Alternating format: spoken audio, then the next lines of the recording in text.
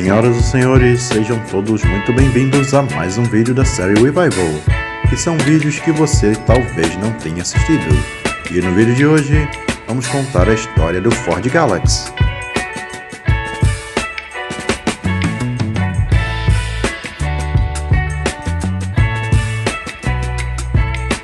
Um dos carros mais icônicos da indústria automobilística nacional. O Ford Galaxy foi o primeiro da marca de luxo sendo produzido no país. O maior carro já produzido no Brasil tem suas raízes nos Estados Unidos, país sede da Ford, a fábrica que criou e trouxe ao público a linha Galaxy. Em 1959, o nome Galaxy 500 surge, anunciando a versão top de linha de sucesso Farline, até então o mais cobiçado sedã da marca no país. Em 1960, o Galaxy 500 torna-se o sucessor natural da família Fairlane, que estava em atividade desde 1956. Uma característica do modelo é a presença constante de imponentes motores V8 debaixo do capô. Durante a década de 60, os maiores motores da linha Ford trouxeram força e viralidade ao carro. Uma força que variava entre os comuns 200 cavalos e podia passar dos 400, de acordo com a cilindrada oferecida entre os Small e Big Blocks. Durante sua trajetória, o veículo recebeu diversas opções de carrocerias, entre elas sedã, 4 portas, 3 volumes, Sport Sedã, 3 volumes, 4 portas e sem coluna, Coupé, 2 portas sem coluna, conversível, picape, pequena caminhonete com acabamento sofisticado, rancheiro, caminhonete com acabamento rústico, Station Wagon, peroa com 4 portas e ambulância, versão alongada da Station Wagon. Em 1966, o Galaxy americano serve de inspiração para sua versão nacional, mas por aqui a única carroceria utilizada foi a sedã, e a motorização escolhida foi o motor V8 272, que já era usado por aqui nos caminhões da marca. Alguns detalhes estéticos foram substituídos em função de um melhor aproveitamento da linha de produção. Em 1967, mais precisamente no dia 16 de fevereiro, o primeiro Ford Galaxy sai da linha de montagem. O carro já tinha chamado a atenção do público no final do ano anterior, no 5º Salão do Automóvel de São Paulo, e marcou sua época por ser o primeiro automóvel de passeio nacional da Ford. A marca já ocupava o território brasileiro desde 1919. Até então estava dedicada à montagem de automóveis e à fabricação somente de caminhões e utilitários. O Galaxy caiu como uma luva na planta nacional, pois atendia os pedidos do público por um veículo confortável e moderno e também poderia receber a mecânica dos utilitários que já circulavam por aqui, aliando assim economia em escala industrial e satisfação do cliente. O motor V8 272 de 164 cavalos, aliado ao câmbio de 3 marchas, formava um conjunto mecânico robusto e ao mesmo tempo macio, proporcionando um rolar confortável, mesmo nas pavimentações de péssima qualidade da época. Fora, a carroceria é grande, com 5,4 metros de comprimento, 1,99 de largura, medido de maçaneta a maçaneta, frisos de alumínio contornando as caixas de roda, nas laterais entre os recortes dos paralamas e na grade dianteira. Os cromados dos para-choques conferiam ainda mais brilho ao elegante modelo, ao mesmo tempo grande e esguio, um desenho de boa parte conferido pela frente, com 2 pares de faróis dispostos na vertical. No paralama traseiro esquerdo, uma tampa retangular abriga o bocal do tanque de combustível. A tampa lisa e sem chave de proteção dá acesso ao compartimento com capacidade total de 76 litros. A traseira elegante demonstrava claramente a grande virtude do porta-malas, acomodar muita bagagem. O desenho mantinha a beleza dos cromados e adornos, com a praticidade da tampa que chega até a altura do para-choque traseiro, facilitando o acesso ao compartimento. A carroceria trazia pinturas em 8 tons de cores, todos sólidos.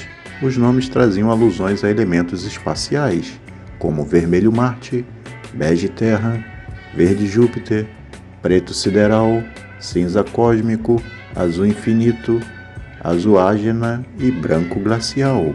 Opcionalmente, a capota poderia haver na cor branco glacial, criando assim o efeito saia e blusa. A tapeçaria era considerada um show de beleza à parte, Os bancos inteiriços poderiam ser revestidos em vinil ou combinar a forração de tecido com vinil. Enfeites no tecido, com faixas decoradas, conferiam requinte à tapeçaria, tudo desenhado em relevo, chamado de costura eletrônica.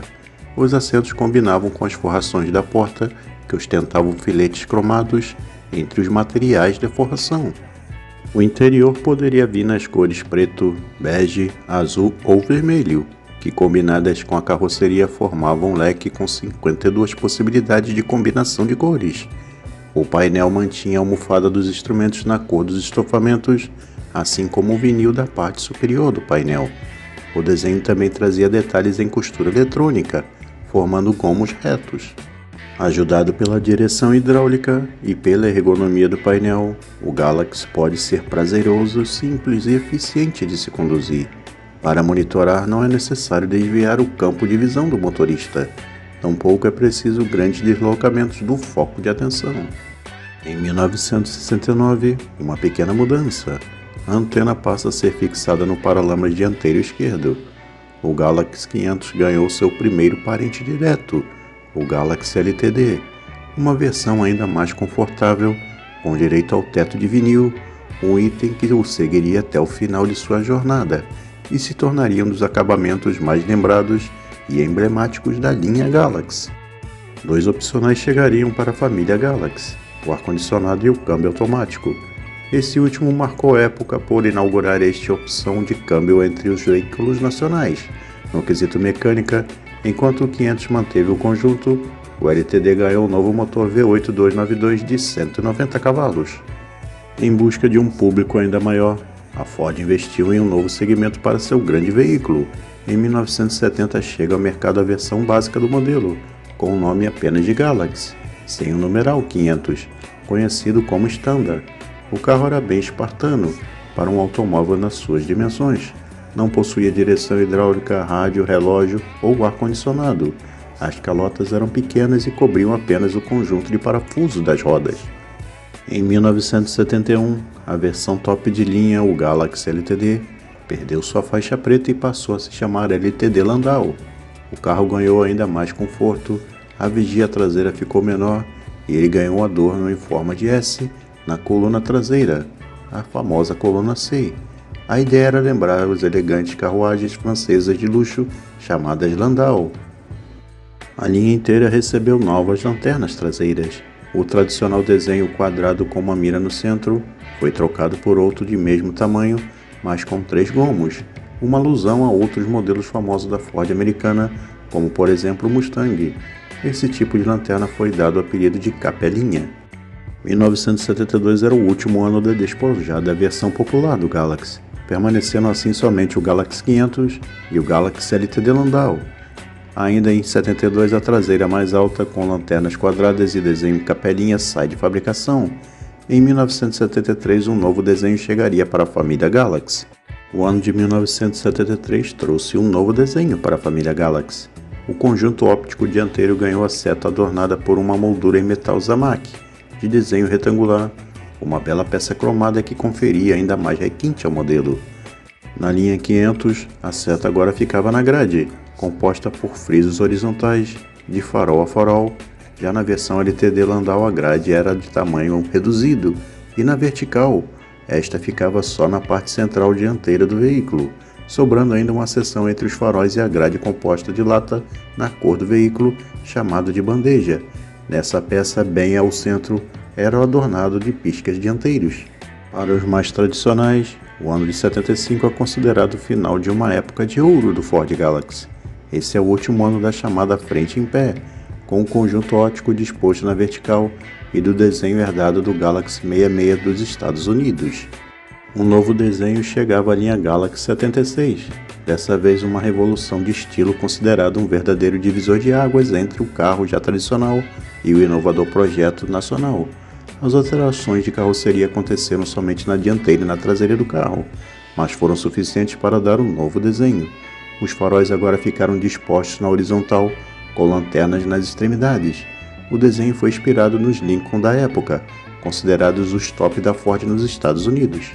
A lanterna ficou mais baixa e o conjunto de luzes diferenciado dos demais veículos da época.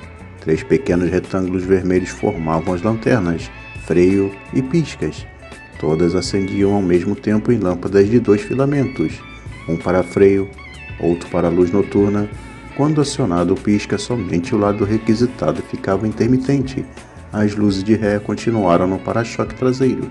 A família Galaxy foi desmembrada em 3 modelos: o Galaxy 500, mais simples e com grade dianteira na horizontal, o Galaxy LTD, agora versão intermediária, e o Landau, top de linha, esse último muito parecido com o LTD, mudando na carroceria apenas a vigia traseira, no Landau pequena e no LTD grande. Em 1979, esteticamente o carro continuava o mesmo, mas importantes mudanças chegaram para a linha Galaxy. A saída do ar-condicionado deixava de ser fixada abaixo do painel e passa a integrá-lo. Isso dá ao interior do veículo um aspecto ainda mais luxuoso, uma vez que o espaço fica otimizado e a aparência mais limpa.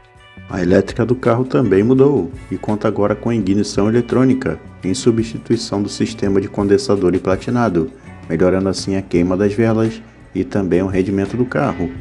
O Landau passa a ser oferecido na versão movida a álcool. É o primeiro carro do mundo com essa versão. O fato histórico ficou marcado com a entrega de um Landau a álcool ao então presidente da República, o general João Figueiredo.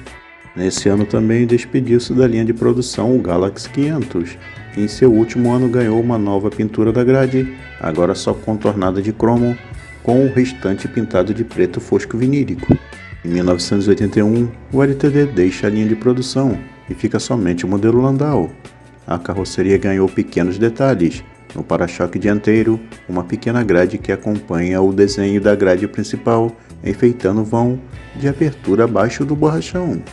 Em fevereiro de 1983, o último Ford Galaxy Landau deixa a linha de montagem. Idênticos ao modelo 82, os 125 veículos produzidos nesse ano marcaram o fim de uma era. Oficialmente o carro foi substituído pelo Ford Del Rey, também luxuoso e confortável. Muito obrigado por terem assistido até aqui nosso vídeo. Não esqueça de curtir e compartilhar. E até a próxima, pessoal!